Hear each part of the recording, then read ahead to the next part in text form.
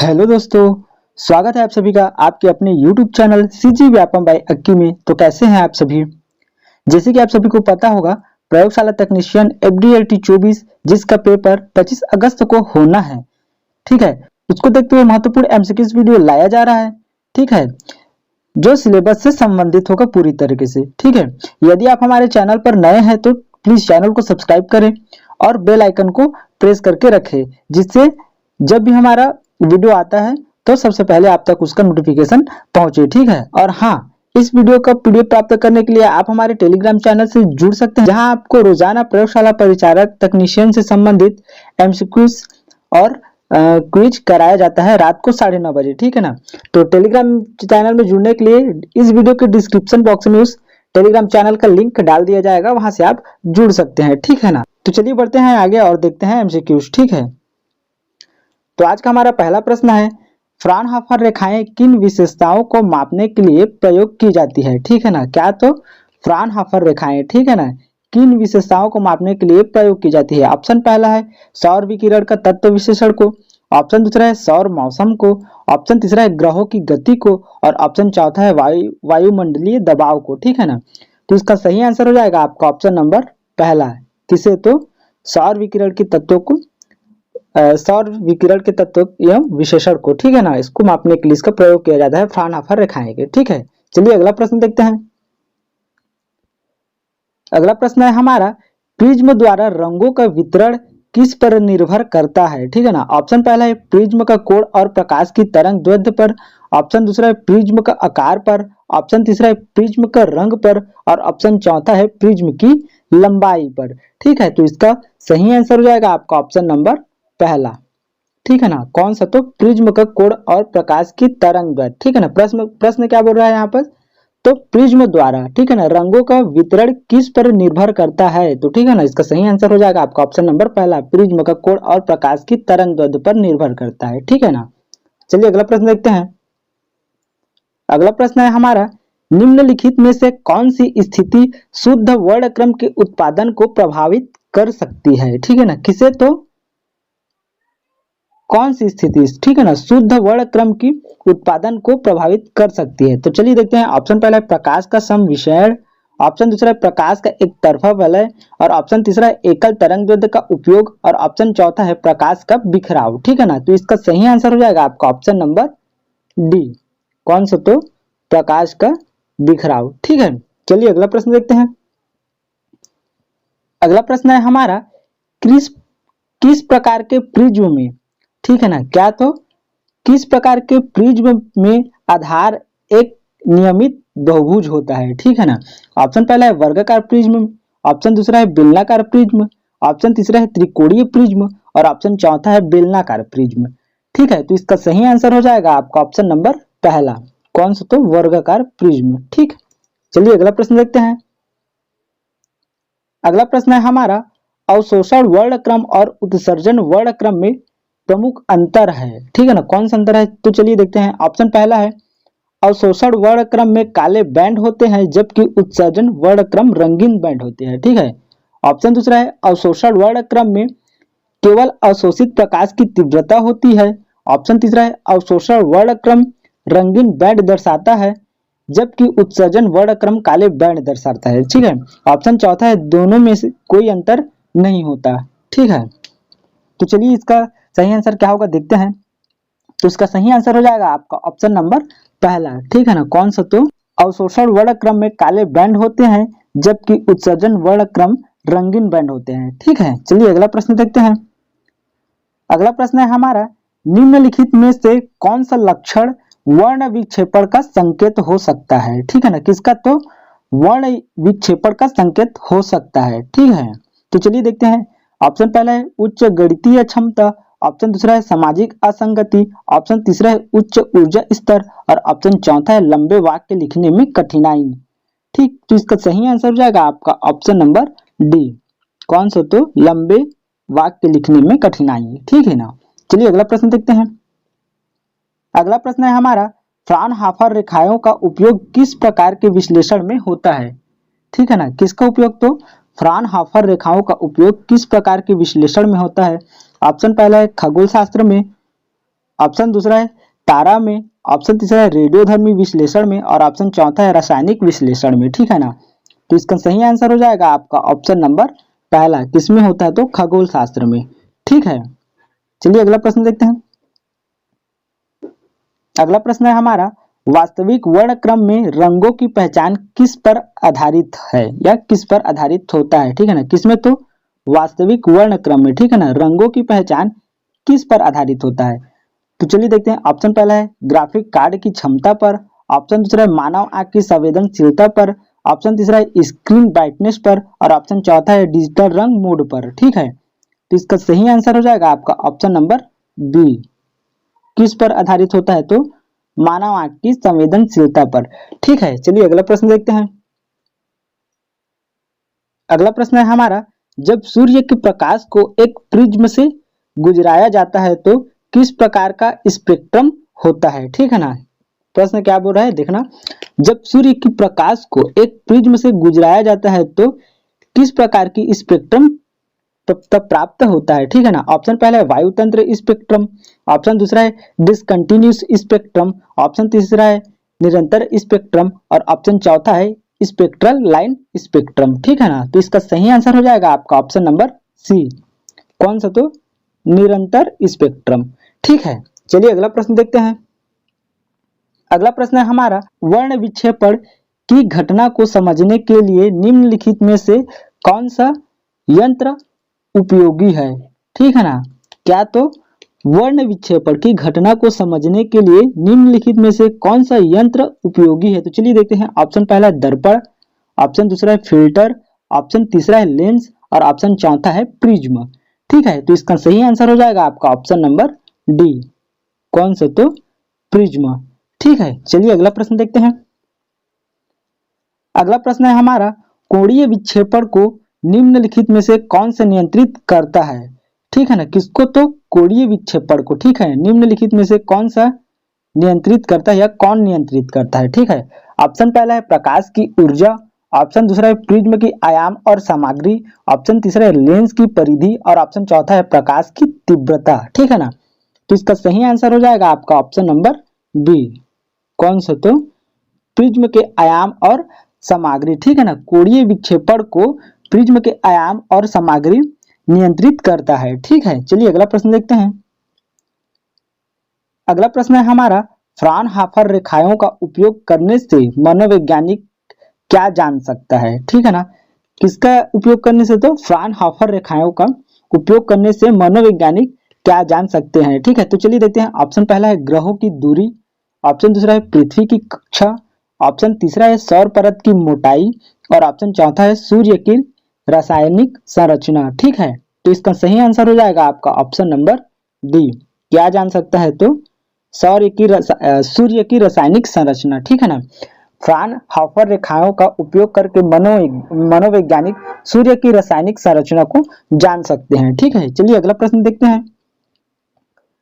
अगला प्रश्न है हमारा, एक तैत्रीय प्रिज्म का कोण कितना होता है? ऑप्शन पहला है 90 डिग्री, ऑप्शन दूसरा है 45 डिग्री, ऑप्शन तीसरा है 60 डिग्री और ऑप्शन चौथा है 120 डिग्री। ठीक है ना, तो इसका सही आंसर हो जाएगा आपका ऑप्शन नंबर सी। कितना? तो 60 डिग्री।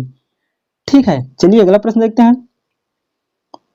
अगला प्रश्न है हमारा, कोई तत्व जब अपनी उत्तेजित अवस्था से, ठीक है ना, क्या? तो कोई तत्व जब अपनी उत्तेजित अवस्था से सामान्य अवस्था में लौटता है तो क्या होता है? तो चलिए देखते हैं। ऑप्शन पहला है केवल उत्सर्जन होता है, ऑप्शन दूसरा है अवशोषण और उत्सर्जन दोनों होते हैं, ऑप्शन तीसरा है केवल अवशोषण होता है और ऑप्शन चौथा है कोई प्रतिक्रिया नहीं होता। ठीक है, तो इसका सही आंसर हो जाएगा आपका ऑप्शन नंबर पहला।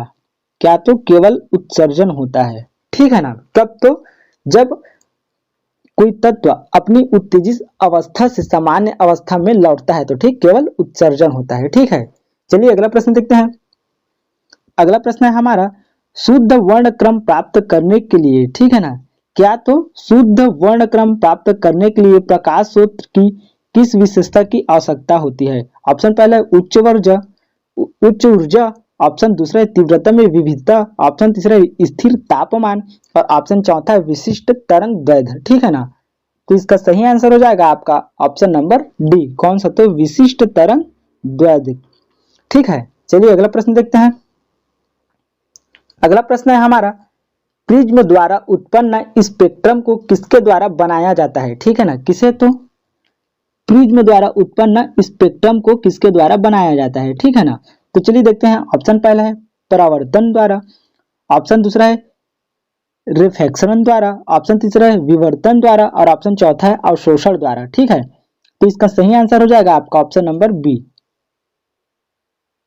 किसके द्वारा? तो रिफ्लेक्शन द्वारा। ठीक है ना, चलिए अगला प्रश्न देखते हैं। अगला प्रश्न है हमारा, इंद्रधनुष, ठीक है ना, केवल सूर्य की उपस्थिति में ही क्यों बनता है? तो चलिए देखते हैं क्या कारण है। ऑप्शन पहला है क्योंकि सूरज का प्रकाश केवल जल की बूंदों में ही प्रभावी होता है, ऑप्शन दूसरा है सूरज का प्रकाश जल की बूंदों में फैल जाता है इसलिए, ऑप्शन तीसरा है सूर्य की किरणें केवल आकाश में बिखरती हैं इसलिए, या ऑप्शन चौथा है सूरज की किरणें बहुत सीधी होती है इसलिए। ठीक है ना, तो इसका सही आंसर हो जाएगा आपका ऑप्शन नंबर बी। ठीक, क्यों? तो सूरज का प्रकाश जल की बूंदों में फैल जाता है इसलिए इंद्रधनुष केवल सूर्य की उपस्थिति में ही दिखाई देती है। ठीक है ना, चलिए अगला प्रश्न देखते हैं। अगला प्रश्न है हमारा, कोणीय विक्षेपण क्या है? ठीक है ना, क्या? तो कोणीय विक्षेपण क्या है? तो चलिए देखते हैं। ऑप्शन पहला, किसी लेंस के माध्यम से प्रकाश की दिशा को मोड़ना, ठीक है ना, उसे कोणीय विक्षेपण कहते हैं। ऑप्शन दूसरा है विभिन्न तरंग दैर्ध्य की कारणों का बिखराव, ठीक है। ऑप्शन तीसरा है प्रकाश की ऊर्जा का परिवर्तन और ऑप्शन चौथा है एक प्रिज्म के माध्यम से विभिन्न रंगों के विक्षेपण के बीच का कोण। ठीक है ना, तो इसका सही आंसर हो जाएगा आपका ऑप्शन नंबर डी। ठीक, कौन सा? तो एक प्रिज्म के माध्यम से विभिन्न रंगों के विक्षेपण के बीच का कोण, ठीक है ना, ये कोणीय विक्षेपण कहलाता है। ठीक है, चलिए अगला प्रश्न देखते हैं। अगला प्रश्न है हमारा, वर्ण विक्षेपण में किस प्रकार की समस्याएं आमतौर पर देखी जाती है? किसमें? तो वर्ण विक्षेपण में, ठीक है ना, किस प्रकार की समस्याएं आमतौर पर देखी जाती है? तो चलिए देखते हैं। ऑप्शन पहला शब्द पहचान और वाचन का, ऑप्शन दूसरा है गणितीय संकल्पना, ऑप्शन तीसरा है शारीरिक समन्वय और ऑप्शन चौथा है भावनात्मक समस्याएं। ठीक है ना, तो इसका सही आंसर हो जाएगा आपका ऑप्शन नंबर पहला, क्या? तो शब्द पहचान और वाचन। ठीक है, चलिए अगला प्रश्न देखते हैं। अगला प्रश्न है हमारा, आभासी वर्ण क्रम को सही ढंग से प्रदर्शित करने के लिए किसकी आवश्यकता होती है? किसे प्रदर्शित करने के लिए? तो आभासी वर्ण क्रम को, ठीक है ना, सही ढंग से प्रदर्शित करने के लिए किसकी आवश्यकता होती है? तो चलिए देखते हैं। ऑप्शन पहला है उच्च गुणवत्ता वाली लेंस की, ऑप्शन दूसरा है बड़ी स्क्रीन डिस्प्ले की, ऑप्शन तीसरा है सटीक रंग प्रबंधन प्रणाली की और ऑप्शन चौथा है हाई डिफिनेशन कैमरा की। ठीक है, तो इसका सही आंसर हो जाएगा आपका ऑप्शन नंबर सी, कौन सा? तो सटीक रंग प्रबंधन प्रणाली की। ठीक है, चलिए अगला प्रश्न देखते हैं। अगला प्रश्न है हमारा, प्रिज्म के माध्यम से वर्ण विक्षेपण की प्रक्रिया में तरंग दैर्ध्य के प्रभाव को किस प्रकार से समझा जा सकता है? ठीक है ना, क्या? तो प्रिज्म के माध्यम से वर्ण विक्षेपण की प्रक्रिया में तरंग दैर्ध्य के प्रभाव को किस प्रकार से समझा जा सकता है? ठीक है, तो चलिए देखते हैं। ऑप्शन पहला है सभी तरंग दैर्ध्य समान रूप से बिखरते हैं, ऑप्शन दूसरा केवल कुछ तरंग दैर्ध्य बिखरते हैं, ऑप्शन तीसरा तरंग दैर्ध्य पर कोई प्रभाव नहीं होता और ऑप्शन चौथा है तरंग दैर्ध्य के अनुसार रंग बदलते हैं। ठीक है ना, तो इसका सही आंसर हो जाएगा आपका ऑप्शन नंबर डी। ठीक है, कौन सा? तो तरंग दैर्ध्य के अनुसार रंग बदलते हैं। ठीक है ना, चलिए अगला प्रश्न देखते हैं। अगला प्रश्न है हमारा, प्रिज्म के आधार का आकार किस पर निर्भर होता है? ठीक है ना, क्या? तो प्रिज्म के आधार का आकार किस पर निर्भर होता है? ऑप्शन पहला है प्रिज्म की परिधि पर, ऑप्शन दूसरा है प्रिज्म के आधार की आकृति पर, ऑप्शन तीसरा है प्रिज्म की मात्रा पर और ऑप्शन चौथा है प्रिज्म की ऊंचाई पर। ठीक है, तो इसका सही आंसर हो जाएगा आपका ऑप्शन नंबर बी। किस पर निर्भर करता है? तो प्रिज्म के आधार की आकृति पर। ठीक है जी, चलिए अगला प्रश्न देखते हैं। अगला प्रश्न है हमारा, इंद्रधनुष रैंबो का वर्ण क्रम निम्नलिखित रंगों से मिलकर बनता है, इनमें से कौन सा रंग सही वर्ण क्रम में आता है उसको चयन करना है आपको। ठीक है ना, तो इसका सही आंसर क्या हो जाएगा आपको कमेंट करके बताना है, ठीक है, आप सभी को। तो चलिए अगला प्रश्न देखते हैं। अगला प्रश्न है हमारा फ्राउनहोफर रेखाएं, ठीक है ना, कौन सी रेखाएं? तो फ्राउनहोफर रेखाएं मुख्य रूप से किस प्रकार की विश्लेषणात्मक तकनीक में प्रयोग की जाती है, ठीक है ना। तो चलिए देखते हैं। ऑप्शन पहला है आणविक जीव विज्ञान, ऑप्शन दूसरा है कण भौतिकी, ऑप्शन तीसरा है रंगमापी और ऑप्शन चौथा है गणनात्मक गणित में, ठीक है। तो इसका सही आंसर हो जाएगा आपका ऑप्शन नंबर कौन सा? तो इसका सही आंसर हो जाएगा आपका ऑप्शन नंबर सी, किसमें? तो रंगमापी, ठीक है। चलिए अगला प्रश्न देखते हैं।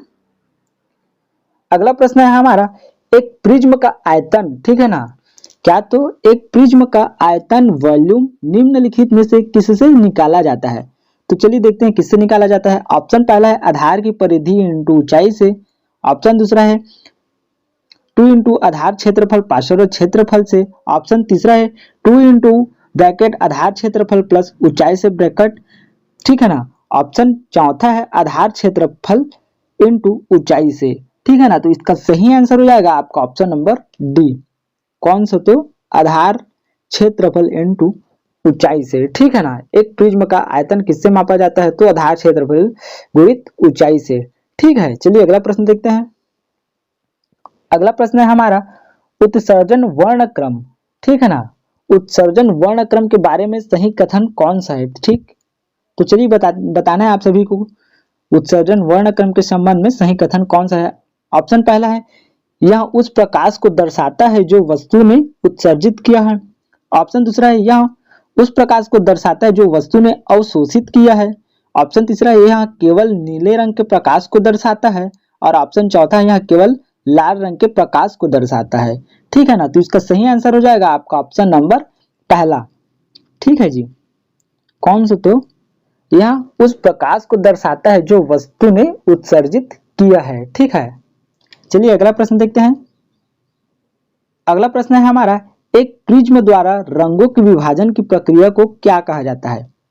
किसमें? तो एक प्रिज्म द्वारा रंगों की विभाजन की प्रक्रिया को क्या कहा जाता है? तो चलिए देखते हैं। ऑप्शन पहला है विवर्तन, ऑप्शन दूसरा है परावर्तन, ऑप्शन तीसरा है अवशोषण और ऑप्शन चौथा है अपवर्तन, ठीक है। तो इसका सही आंसर हो जाएगा आपका ऑप्शन नंबर डी, क्या? तो अपवर्तन, ठीक है। चलिए अगला प्रश्न देखते हैं। अगला प्रश्न है हमारा शुद्ध वर्णक्रम प्राप्त करने के लिए, ठीक है ना, क्या? तो शुद्ध वर्णक्रम प्राप्त करने के लिए सबसे उपयुक्त उपकरण कौन सा है? तो चलिए देखते हैं। ऑप्शन पहला है ग्रेडेड फिल्टर, ऑप्शन दूसरा है रंग फिल्टर, ऑप्शन तीसरा है प्रिज्म और ऑप्शन चौथा है स्पेक्ट्रोमीटर, ठीक है। तो इसका सही आंसर हो जाएगा आपका ऑप्शन नंबर सी, कौन सा? तो प्रिज्म, ठीक है। चलिए अगला प्रश्न देखते हैं। अगला प्रश्न है हमारा इंद्रधनुष में रंगों का विभाजन मुख्यतः किस घटना के कारण होता है? किसमें? तो इंद्रधनुष में रंगों का विभाजन, ठीक है ना, मुख्यतः किस घटना के कारण होता है? तो चलिए देखते हैं। ऑप्शन पहला है अपवर्तन और परावर्तन, ऑप्शन दूसरा है परावर्तन और अवशोषण, ऑप्शन तीसरा है अपवर्तन और अवशोषण और ऑप्शन चौथा है विवर्तन और परावर्तन, ठीक है। तो इसका सही आंसर हो जाएगा आपका ऑप्शन नंबर पहला, कौन सा? तो अपवर्तन और परावर्तन, ठीक है ना। चलिए अगला प्रश्न देखते हैं। अगला प्रश्न है हमारा उत्सर्जन वर्णक्रम का उपयोग, ठीक है ना, किस वैज्ञानिक तकनीक में किया जाता है? किसका उपयोग? तो उत्सर्जन वर्णक्रम का उपयोग, ठीक है। तो चलिए देखते हैं। पहला है ऑप्शन इलेक्ट्रॉन और माइक्रोस्कोपी, ऑप्शन दूसरा है न्यूट्रॉन और डिस्प्रैक्शन, ऑप्शन तीसरा है फ्लोरोसेंट और माइक्रोस्कोपी और ऑप्शन चौथा है गैस क्रोमेटोग्राफी, ठीक है ना। ऑप्शन चौथा है गैस क्रोमेटोग्राफी, ठीक है। तो इसका सही आंसर हो जाएगा आपका ऑप्शन नंबर सी, किसमें? तो फ्लोरोसेंट माइक्रोस्कोपी, ठीक है ना। उत्सर्जन वर्णक्रम का उपयोग, ठीक है, किस वैज्ञानिक तकनीक में किया जाता है? तो फ्लोरोसेंट माइक्रोस्कोपी में, ठीक है। चलिए अगला प्रश्न देखते हैं। अगला प्रश्न है हमारा इंद्रधनुष में रंगों का विभाजन मुख्यतः किस घटना के कारण होता है? ठीक है, किसमें? तो इंद्रधनुष में रंगों का विभाजन, ठीक है ना, मुख्यतः किस घटना के कारण होता है? ऑप्शन पहला है अपवर्तन और परावर्तन के कारण, ऑप्शन दूसरा है परावर्तन और अवशोषण के कारण, ऑप्शन तीसरा है अपवर्तन और अवशोषण के कारण और ऑप्शन चौथा है विवर्तन और परावर्तन के कारण, ठीक है। तो इसका सही आंसर हो जाएगा आपका ऑप्शन नंबर पहला, ठीक है। चलिए अगला प्रश्न देखते हैं। अगला प्रश्न है हमारा, वर्ण विक्षेपण के कारण सूर्य के प्रकाश को 7 रंगों में क्यों विभाजित किया जा सकता है? ठीक है ना। क्या तो वर्ण विक्षेपण के कारण ठीक सूर्य के प्रकाश को 7 रंगों में क्यों विभाजित किया जाता है? ठीक है, तो चलिए देखते हैं क्यों। ऑप्शन पहला है क्योंकि सभी रंग समान ऊर्जा वाले होते हैं। ऑप्शन दूसरा है क्योंकि अलग अलग रंगों की तरंग दैर्ध्य अलग होती है। ऑप्शन तीसरा है क्योंकि सभी रंग एक ही तरंग दैर्ध्य के होते हैं। और ऑप्शन चौथा है क्योंकि सभी रंग समान परावर्तन के होते हैं इसलिए। ठीक है, तो इसका सही आंसर हो जाएगा आपका ऑप्शन नंबर बी होगा। ठीक है जी। क्यों विभाजित किया जाता है, तो चलिए देखते हैं कौन सा होगा। बी, क्योंकि अलग अलग रंगों की तरंग दैर्ध्य अलग अलग होती है इसलिए विभाजित किया जाता है। ठीक है, चलिए अगला प्रश्न देखते हैं। अगला प्रश्न है हमारा, एक प्रिज्म का परावर्तन कोण ठीक है ना प्रकाश के कौन से गुण पर निर्भर करता है? क्या तो एक प्रिज्म का कोण परावर्तन ठीक है प्रकाश के कौन से गुण पर निर्भर करता है? ऑप्शन पहला है प्रकाश की ऊर्जा पर। ऑप्शन दूसरा है प्रकाश के रंग पर। ऑप्शन तीसरा है प्रकाश की तीव्रता पर। और ऑप्शन चौथा है प्रकाश की तरंग दैर्ध्य और प्रिज्म के कोण पर। ठीक है, तो इसका सही आंसर हो जाएगा आपका ऑप्शन नंबर डी। किस पर? तो प्रकाश की तरंग दैर्ध्य और प्रिज्म के कोण पर निर्भर करता है। ठीक है, चलिए अगला प्रश्न देखते हैं। अगला प्रश्न है हमारा, प्रिज्म द्वारा वर्ण विक्षेपण ठीक है क्या तो प्रिज्म द्वारा वर्ण विक्षेपण के कारण विभिन्न रंगों के अपवर्तन के लिए कौन सा तत्व जिम्मेदार है? ठीक है, क्या तो प्रिज्म द्वारा वर्ण विक्षेपण के कारण विभिन्न रंगों के अपवर्तन के लिए कौन सा तत्व जिम्मेदार है? तो चलिए देखते हैं। ऑप्शन पहला है प्रकाश की दिशा। ऑप्शन दूसरा है प्रकाश की तीव्रता।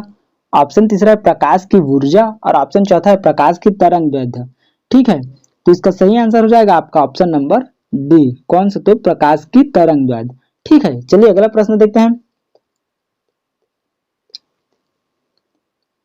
अगला प्रश्न है हमारा, अवशोषण वर्ण क्रम में ठीक है ना किसमें? तो अवशोषण वर्ण क्रम में काले बैंड की कारण ठीक है ना काले बैंड किस कारण से दिखाई देते हैं? ठीक है ना, अवशोषण वर्ण क्रम में काले बैंड किस कारण से दिखाई देते हैं? तो चलिए देखते हैं। ऑप्शन पहला है वस्तु द्वारा अवशोषित प्रकाश की तरंग दैर्ध्य के कारण।